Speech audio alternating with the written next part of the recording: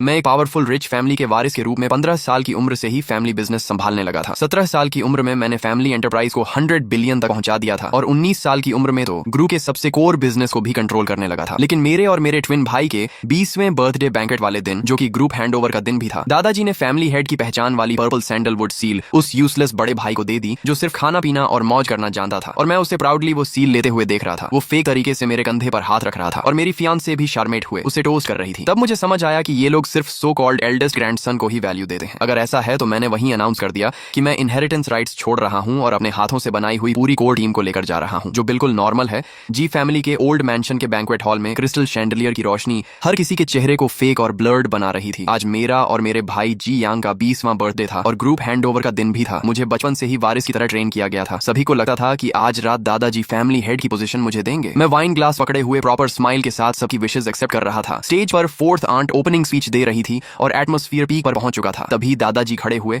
और पूरा हॉल शांत हो गया। उन्होंने गला साफ किया और जोर से बोले, आज मेरे दोनों पोतों का 20वां बर्थडे है और मेरा रिटायरमेंट डे भी। फिर उन्होंने पॉज लिया और उनकी नजर आखिर में मुझ पर आकर रुकी। उनकी आंखों में एक कॉम्प्लेक्स इमोशन था। मेरा हार्ट बीट तेज हो गया। जी फैमिली के रूल्स के अनुसार फैमिली हेड की पोजीशन एल्डेस्ट ग्रैंडसन को दी जाती है। मेरा दिल जैसे रुक गया। मैं और जी यांग ट्विंस हैं। वो मुझसे सिर्फ 3 मिनट बड़ा है और उन्हीं 3 मिनट की वजह से मेरी 20 साल की मेहनत खत्म होने वाली थी। मैंने देखा दादाजी ने बॉक्स खोला और वो हेवी सील निकाली। फिर मुझे इग्नोर करके जी यांग की तरफ बढ़ गए, जो मेरे पास ही केयरलेस अंदाज में खड़ा था। जी यांग, आज से तुम जी फैमिली के हेड हो और जी ग्रुप के चेयरमैन भी, याद रखना। तुम एल्डेस्ट ग्रैंडसन हो और जिम्मेदारी निभानी है। जी यांग एक पल के लिए शॉक्ड हुआ, फिर उसके चेहरे पर एक्साइटमेंट फूट पड़ी। उसने ऑलमोस्ट छीनते हुए सील ले ली। थैंक यू ग्रैंडपा, मैं जरूर करूंगा। पूरा हॉल डेड साइलेंट हो गया। सभी की नजरें स्पॉटलाइट की तरह मुझ पर टिक गईं। किसी की आंखों में सिंपैथी थी, किसी में मॉकेरी और कुछ लोग अंदर ही अंदर खुश थे। मेरे चेहरे की मसल्स स्टिफ हो गईं और मैं स्माइल मेंटेन नहीं कर पा रहा था। तभी मेरे दिमाग में एक क्लियर आवाज गूंजी, हा हा हा, जीत गया, जीत गया। मैंने कहा था ना, 3 मिनट पहले पैदा होना ही क्राउन प्रिंस बनने के लिए काफी है। जियान जैसा इडियट, इतना पढ़ा, इतना काम किया, इतना स्ट्रगल किया और आखिर में सब मेरे लिए ही किया। मजा आ गया। मैंने शौक में जियांग की तरफ देखा। वो सील उठाए खड़ा था। चेहरे पर प्योर एरोगेंस था, लेकिन मुंह से बोल रहा था, भाई आगे भी मेरी मदद करना, हम दोनों मिलकर फैमिली संभालेंगे। तब मुझे समझ आया ये उसकी इनर वॉइस है। मुझे नहीं पता मैं उसका मन कैसे सुन पा रहा हूँ। शायद एक्सट्रीम ह्यूमिलिएशन और एंगर ने कोई हिडन एबिलिटी एक्टिवेट कर दी। जियांग मेरे पास आया और मेरे कंधे पर जोर से हाथ मारा। उसकी ताकत में शोइंग ऑफ साफ दिख रहा था। देखो, इसका फेस बचपन से खुद को परफेक्ट दिखाता था। सोचता था सब फिक्स है, लेकिन ओल्ड मैन के लिए मैं ही सबसे इंपॉर्टेंट हूँ। मैंने अपने नेल्स हथेली में गड़ा दिए। तभी मेरी फियांसे लियू रुयन वाइन लेकर उसके पास गई। उसने वही एक्सपेंसिव ड्रेस पहनी थी जो मैंने उसके लिए खरीदी थी। उसके चेहरे पर ब्लश था और आंखों में चार्म। जी यांग ब्रो, कंग्रेचुलेशंस, फ्यूचर में मैं आपको टोस्ट करती हूँ। उसने मेरी तरफ देखना भी जरूरी नहीं समझा। तभी उसकी इनर वॉइस मेरे कानों में गूंजी, अच्छा हुआ मैंने सही इंसान चुना। जी यान केपेबल है तो क्या। जी फैमिली जैसे ट्रेडिशनल क्लैन में सबसे इंपॉर्टेंट ऑर्डर और स्टेटस होता है। अब मैं फ्यूचर चेयरमैन की वाइफ बनूंगी। तब मुझे समझ आया मेरी सारी वैल्यू उन 3 मिनट के सामने कुछ भी नहीं थी। रूल्स और ट्रेडिशन सिर्फ मीडियोक्रिटी को बचाने और टैलेंटेड लोगों को दबाने का बहाना है। मैंने जी यंग को लियू रुयन का ग्लास पीते देखा और जानबूझकर उसकी उंगलियों को टच करते देखा। मैंने दादाजी को सेटिस्फाइड होकर बियर्ड सहलाते देखा, जैसे उन्होंने दुनिया का सबसे स्मार्ट डिसीजन लिया हो। और रिलेटिव्स जी यंग के चारों तरफ फ्लैटर कर रहे थे, जैसे मैं कोई बैकग्राउंड कैरेक्टर हूँ। मेरे अंदर का एंगर आखिर टूट गया। मैंने धीरे से मुट्ठी खोली और हंस पड़ा। आवाज धीमी थी, लेकिन पूरे हॉल को चुकर आ गई। मैंने माइक उठाया और स्टेज पर चला गया। लाइट्स फिर मुझ पर आ गई। थैंक यू सभी गेस्ट जो मेरे और मेरे भाई के बर्थडे बैंक्वेट में आए। मैंने जानबूझकर भाई शब्द पर जोर दिया। दादाजी ने सिर हिलाया, अच्छा है, समझदार हो, आगे भी अपने भाई की मदद करना, तुम्हें फायदा मिलेगा। जी यंग स्मर कर रहा था। कंटिन्यू एक्टिंग देखते हैं। कब तक मैं पूरे हॉल को देखकर बोला, अगर जी फैमिली इतना ही एल्डेस्ट ग्रैंडसन रूल को मानती है तो मैं जीएन यहाँ अनाउंस करता हूँ कि मैं वॉलंटरीली इनहेरिटेंस राइट्स छोड़ रहा हूँ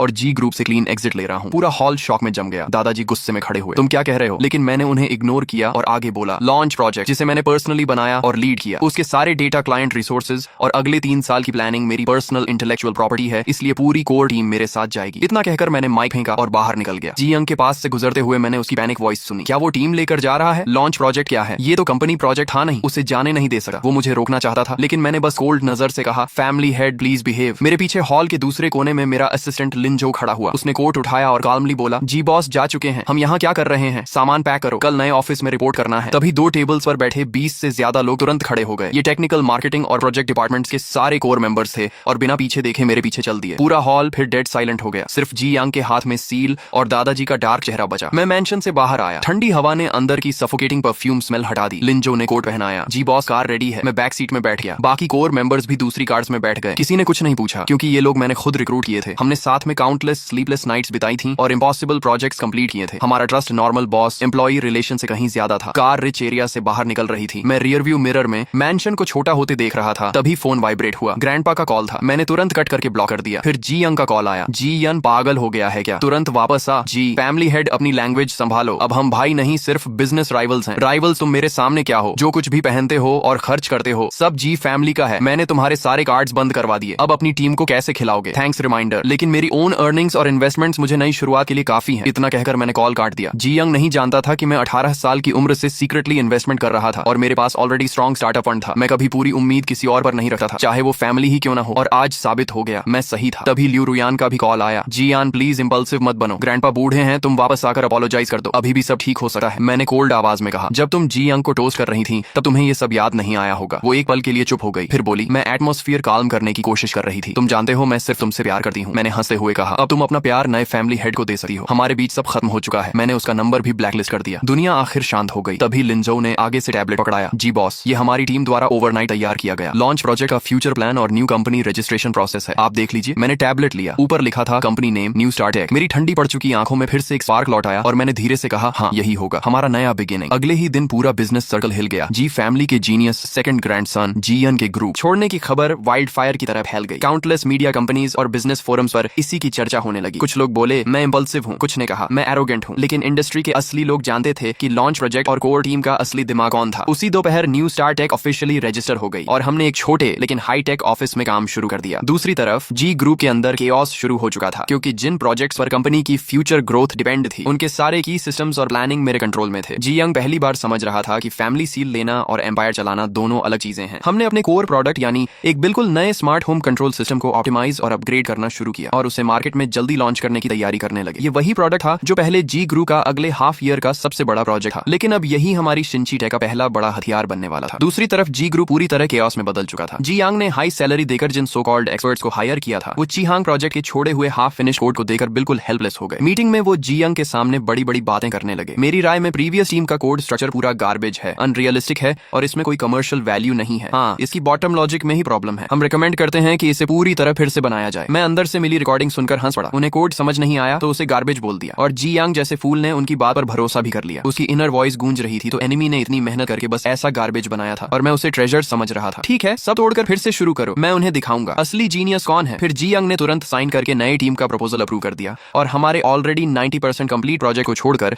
जीरो से रीस्टार्ट करने का फैसला कर लिया। इस डिसीजन की वजह से जी ग्रुप को इस प्रोजेक्ट में कई करोड़ एक्स्ट्रा इन्वेस्टमेंट और कम से कम आधा साल एक्स्ट्रा टाइम गंवाना पड़ा। ग्रैंडपा ऑफिशियली रिटायर हो चुके थे, लेकिन कंपनी में क्या चल रहा है ये उनसे छुप नहीं सकता था। उन्होंने जी यांग को ओल्ड मैंशन बुलाकर जमकर डांटा। बेवकूफ, तुझे पता भी है सब कुछ दोबारा शुरू करने का मतलब क्या होता है? इसका मतलब है कि हमारी पिछले 6 महीने की सारी इन्वेस्टमेंट पानी में चली गई। जी यंग डरते हुए बोला। ग्रैंडपा उन नए एक्सपर्ट्स ने साफ कहा है कि जी यंग सिर्फ एक फैंसी लेकिन यूजलेस शेल छोड़कर गया है। आप हमेशा उसे परफेक्ट मत समझिए, अब वो हमारा एनिमी है। उसकी इनर वॉइस फिर गूंजी। ओल्ड मैन हमेशा उसी की साइड लेता है, अब भी उसी को बचा रहा है। मुझे कुछ बड़ा करके दिखाना होगा ताकि उसे पता चले सही कौन है। आखिर ग्रैंडपा भी उसे रोक नहीं पाए और भारी सांस लेकर चुप हो गए और मैंने इसी परफेक्ट टाइमिंग एडवांटेज को पकड़ लिया। एक महीने बाद शिंची टेक ने अपनी पहली प्रोडक्ट लॉन्च कॉन्फ्रेंस रखी। मैं स्पॉटलाइट के नीचे खड़ा होकर मीडिया और पोटेंशियल पार्टनर्स के सामने हमारा स्मार्ट होम सिस्टम कीमिंग इंट्रोड्यूस कर रहा था। कीमिंग सिस्टम आपकी जिंदगी को रीडिफाइन करेगा। ये सिर्फ एक कंट्रोलर नहीं बल्कि आपका इंटेलिजेंट स्मार्ट असिस्टेंट होगा। इसकी smooth performance, human friendly design और पावरफुल कंपैटिबिलिटी मार्केट के सभी सिमिलर प्रोडक्ट्स से कई गुना बेहतर थी। लॉन्च होते ही कीमिंग पूरे टेक इंडस्ट्री में सेंसेशन बन गया। उसी दिन हमने देश की टॉप 3 होम डेकोरेशन कंपनीज के साथ स्ट्रेटेजिक पार्टनरशिप साइन कर ली और ऑर्डर्स की टोटल वैल्यू 50 मिलियन से ऊपर पहुंच गई। शिंची टेक एक ही बार में फेमस हो गई। ऑफिस के फोन्स लगातार बज रहे थे, जबकि उसी समय जी ग्रुप अभी तक अपने नए प्लान का बेसिक स्ट्रक्चर भी पूरा नहीं कर पाया था। जब जी यांग ने न्यूज में मुझे कॉन्फिडेंस के साथ स्टेज पर देखा और कीमिंग सिस्टम के अमेजिंग फीचर्स देखे तो उसने गुस्से में अपना फेवरेट एंटीक वेस तोड़ दिया। ये इम्पॉसिबल है, ये तो वही प्लान है जो हमने बनाया था। वो एक महीने में इतना पावरफुल कैसे हो गया? तब जाकर उसे एहसास हुआ कि वो उन फेक एक्सपर्ट्स द्वारा बेवकूफ बनाया गया था, जिसे वो गार्बेज समझ रहा था। वो एक्चुअली मार्केट बदल देने वाला गोल्ड था और उसने खुद उस गोल्ड को डस्टबिन में फेंक दिया। जी ग्रुप के स्टॉक्स फिर बुरी तरह गिर गए। बोर्ड मीटिंग में जो अंकल्स पहले ग्रैंडपा की साइड लेते थे अब कंप्लेन करने लगे। देख लिया क्या हो गया, जीएन के जाते ही कंपनी और नए प्रोजेक्ट्स ऑलमोस्ट कोलैप्स हो गए और अब वही हमारे प्रोजेक्ट को लेकर हमारा बिगेस्ट कॉम्पिटिटर बन गया। ये आखिर हो क्या रहा है? ग्रैंडपा मेन सीट पर बैठे थे और उनका चेहरा इतना डार्क था जैसे पानी टपक पड़े। वो दांत पीस कर बोले, जीएन उस बास्टर्ड के पंख निकल आए हैं। उसने पलट कर काटना शुरू कर दिया, लेकिन उन्हें नहीं पता था कि ये तो सिर्फ शुरुआत ही। कीमिंग सिस्टम की सक्सेस ने शिंची टेक को इंडस्ट्री में मजबूती से खड़ा कर दिया। हमने तुरंत मार्केट एक्सपैंड करना शुरू किया और सिर्फ 3 महीनों में domestic high and smart home market का 30% हिस्सा अपने नाम। लेकिन लियू रुयन की हालत भी अच्छी नहीं रही। जी यांग बाहर लड़कियों और पार्टीज में बिजी रहने लगा और उसे पूरी तरह भूल गया। लियू फैमिली ने गलत साइड चूज की थी, इसलिए उनकी सोशल पोजीशन भी तेजी से गिरने लगी। सुनने में आया कि लियू रुयन कई बार पार्टीज और बिजनेस इवेंट्स में मुझसे मिलने की कोशिश करती रही, लेकिन हर बार मेरे बॉडीगार्ड्स ने उसे बाहर ही रोक दिया। मैंने उसे एक बार भी प्रॉपर्ली देखने की जरूरत नहीं समझी। कुछ लोग एक बार लाइफ से निकल जाएं तो हमेशा के लिए खत्म हो जाते हैं और मेरे पास ऐसे बोरिंग यंग लोगों और चीजों पर वेस्ट करने के लिए बिल्कुल समय नहीं था। मेरा असली लक्ष्य था उस रॉटन और एरोगेंट जी ग्रुप को पूरी तरह खत्म करना, जो सिर्फ ब्लड लाइन और एल्डेस्ट सन रूल्स को ही सब कुछ मानता था। जी ग्रुप की फाइनेंशियल कंडीशन अब कोलैप्स होने की कगार पर पहुंच चुकी थी। जी यंग की बेवकूफ इन्वेस्टमेंट्स एक बॉटमलेस पिट की तरह कंपनी का पैसा निगल रही थी और कोर बिजनेस की डाउनफॉल की वजह से कंपनी रेवेन्यू भी बुरी तरह गिर चुका था। बैंक्स लोन रिपेमेंट मांगने लगे, सप्लायर्स पेमेंट के लिए ऑफिस पहुंचने लगे, कंपनी के अंदर पैनिक फैल गया, एम्प्लॉइज सीक्रेटली रिजाइन करने लगे। आखिरकार जी यंग डर गया, उसके पास कोई तरीका नहीं बचा, इसलिए वो फिर से ओल्ड मैंशन में दादाजी के पास मदद मांगने पहुंच गया। स्टडी रूम में दादाजी लेटेस्ट फाइनेंशियल रिपोर्ट देकर कांप रहे थे। सिर्फ 6 महीने में तुमने कंपनी की ये हालत कर दी। जी फैमिली की 100 साल पुरानी लेगेसी तुम्हारे जैसे निकम्मे की वजह से खत्म हो जाएगी। जी यंग जमीन पर घुटनों के बल बैठ गया और रोते हुए बोला, ग्रैंडपा मुझसे गलती हो गई, प्लीज एक बार और मदद कर दीजिए। ओल्ड मैन के पास जरूर सीक्रेट मनी होगा, अगर वो निकाल दें तो कंपनी बच सकती है। वंस कंपनी स्टेबल हो गई तो मैं सब संभाल लूंगा। दादाजी ने आंखें बंद कर ली, उनके चेहरे पर सिर्फ थकान और डिसअपॉइंटमेंट बची थी। काफी देर चुप रहने के बाद उन्होंने कहा, अभी सिर्फ एक रास्ता बचा है। जी यंग तुरंत बोला, कौन सा रास्ता? दादाजी ने भारी आवाज में कहा, जियन को वापस लाओ। अगर वो वापस आने को तैयार हो जाए तो मैं फैमिली सील उसे दे दूंगा और तुम्हें उसका असिस्टेंट बना दूंगा। आखिर इस हालत में उन्हें झुकना ही पड़ा, लेकिन जी यंग तुरंत भड़क गया, इम्पॉसिबल, मैं उसके सामने झुकूं और उसका असिस्टेंट बनूं? मैं ही एल्डेस्ट ग्रैंडसन हूं, मैं ही फैमिली हेड हूं, उससे माफी मांगने से अच्छा तो मैं मर जाऊं। वो आखिर है क्या? बस मेरे पेरेंट्स का उठाया हुआ एक आउटसाइडर। तभी उसकी इनर वॉइस मेरे दिमाग में गूंजी। आउटसाइडर ये शब्द बिजली की तरह मेरे दिमाग में गिरा। मैं हमेशा सोचता था कि हम ट्विंस हैं, बचपन से सब यही कहते आए थे, क्या सच कुछ और है? मैंने तुरंत लिंजो को ऑर्डर दिया कि जिस हॉस्पिटल में हमारा जन्म हुआ था वहां के सारे पुराने रिकॉर्ड्स निकलवाए जाएं। 3 दिन बाद लिंजो मेरे सामने एक पुरानी बर्थ सर्टिफिकेट में मदर का नाम मेरी माँ का ही था, लेकिन बेबी इन्फॉर्मेशन में सिर्फ जी यंग का नाम लिखा था और डीएनए रिपोर्ट ने तो सब क्लियर कर दिया। एक रिपोर्ट में जी यंग और मेरे पेरेंट्स के बीच रियल ब्लड रिलेशन था, लेकिन दूसरी रिपोर्ट में मेरे और उनके बीच कोई ब्लड रिलेशन नहीं था। यानी मैं असल में जी फैमिली का बच्चा था ही नहीं। मुझे उसी दिन हॉस्पिटल से उठाकर लाया गया था। नहीं, शायद ये कोई एक्सीडेंट नहीं था। जी फैमिली जैसी पावरफुल फैमिली 20 साल तक ऐसी गलती नोटिस न करे, ये इम्पॉसिबल था। इसका मतलब ये सब जानबूझकर किया गया था। शायद उस समय जी यंग बहुत वीक और सिक पैदा हुआ था, इसलिए फैमिली ने एक हेल्थी बच्चे की जरूरत में मुझे उठा लिया ताकि दुनिया को ट्विंस की कहानी सुनाई जा सके। और मैं सिर्फ उनका बैकअप प्लान था। मुझे एयर की तरह ट्रेन सिर्फ इसलिए किया गया क्योंकि जी यंग कमजोर था, लेकिन जैसे ही वो बड़ा होकर हेल्थी दिखने लगा मैं एक्सपेंडेबल बन गया। एल्डेस्ट ग्रैंडसन वाला रूल सिर्फ एक एक्सक्यूज था ताकि लीगली सब कुछ जी यंग को दिया जा सके। आखिर में ये सब एक केयरफुली प्लान्ड स्कैम निकला। मैं जी यंग शुरू से आखिर तक सिर्फ जी फैमिली की चेसबोर्ड का एक पॉन था। ये सच मेरे दिल में बची हुई आखिरी उम्मीद को भी खत्म कर गया। लेकिन हैरानी की बात ये थी कि मुझे ना गुस्सा आया ना दुख, मेरे अंदर बस डरावनी शांति बची थी, क्योंकि अब मेरे और जी फैमिली के बीच कोई ब्लड रिलेशन नहीं था। इसलिए अब जो कुछ भी मैं करूंगा उसमें मुझे कोई गिल्ट महसूस नहीं होगा। उधर दादाजी के प्रेशर में आकर आखिरकार जी यंग ने मुझे फोन किया। कॉल कनेक्ट होते ही उसने दांत पीसते हुए कहा, जी यान क्या तुम फ्री हो? हमें मिलना है। उसकी इनर वॉइस लगातार मुझे गालियां दे रही थी, बस पैसे मिल जाएं फिर देखना मैं इसे कैसे बर्बाद करता हूँ। मैंने शांत आवाज में पूछा, क्या बात है? उसने मजबूरी में कहा, ग्रैंडपा चाहते हैं कि तुम वापस आकर कंपनी बचा लो। मैंने उसे बीच में ही रोक दिया, अगर मुझे वापस चाहिए तो मेरी कंडीशंस होंगी, पूरे शेयर होल्डर्स मीटिंग के सामने और मीडिया के सामने। तुम और दादाजी खुद फैमिली सील और चेयरमैन अपॉइंटमेंट लेटर मेरे हाथ में दोगे और अपने पुराने फैसले के लिए पब्लिक अपॉलॉजी भी करोगे। जी यंग पागलों की तरह चिल्लाया, इम्पॉसिबल, हम तुमसे माफी मांगे, तुम खुद को समझते क्या हो? मैंने ठंडी आवाज में कहा, तो फिर तैयार रहो 1 हफ्ते बाद जी ग्रुप की बैंकरप्सी देखने के लिए। और मैंने कॉल काट दिया। मुझे पता था दादाजी अपनी रेपुटेशन बचाने के लिए कुछ भी करेंगे। वो कभी नहीं चाहेंगे कि जी ग्रुप उनके हाथों खत्म हो। 2 दिन बाद खुद दादाजी का फोन आया। उनकी आवाज पहले जैसी पावरफुल नहीं रही थी। उन्होंने थकी हुई आवाज में कहा, तुम्हारी सारी कंडीशंस मंजूर हैं। फ्राइडे को शेयर होल्डर्स मीटिंग होगी। मीटिंग वाले दिन पूरा कॉन्फ्रेंस हॉल मीडिया और शेयर होल्डर्स से भरा हुआ था। दादाजी स्टेज पर आए, उनका चेहरा बूढ़ा और कमजोर लग रहा था। उन्होंने माइक पकड़ा और भारी आवाज में कहा, मेरी गलत डिसीजंस और जी यंग की लैक ऑफ एक्सपीरियंस की वजह से कंपनी क्राइसिस में आ गई है, इसीलिए बोर्ड ने फैसला लिया है कि जी यंग को वापस चेयरमैन बनाया जाएगा। इतना कहकर उन्होंने पर्पल सैंडलवुड सील और अपॉइंटमेंट लेटर उठाया और कांपते हुए मेरी तरफ बढ़ने लगे। सभी मीडिया कैमरास उसी मोमेंट को कैप्चर कर रहे थे। हर किसी को लगा कि ये रिकंसिलिएशन और पावर ट्रांसफर का मोमेंट है, लेकिन तभी मैंने उन्हें रोक दिया। सब लोग शॉक होकर मेरी तरफ देखने लगे। मैंने अपने ब्रीफ केस से डॉक्यूमेंट्स निकाले और लिंजो को कहा कि सब शेयर होल्डर्स और रिपोर्टर्स में बांट दें। फिर मैंने माइक उठाकर कहा, चेयरमैन पोजीशन एक्सेप्ट करने से पहले मैं चाहता हूं कि आप लोग पहले ये डॉक्यूमेंट्स देख लें। दादाजी और जी यंग ने जैसे ही पेपर्स देखे, दोनों के चेहरे सफेद पड़ गए, क्योंकि उन पेपर्स पर लिखा था डीएनए टेस्ट रिपोर्ट। दादाजी के अंदर पैनिक फूट पड़ा। उसे ये कैसे पता चला? ये सीक्रेट तो सिर्फ मुझे और उसके पेरेंट्स को पता था, जबकि जी यंग कंफ्यूज्ड और डरा हुआ था। मैंने उन्हें रिएक्ट करने का मौका दिए, बिना माइक उठाया और कहा, आज मैं एक 20 साल पुराना सच बताने जा रहा हूं। मैं जी फैमिली का असली बच्चा नहीं हूं। मेरे हाथ में जो डीएनए रिपोर्ट है वो साबित करती है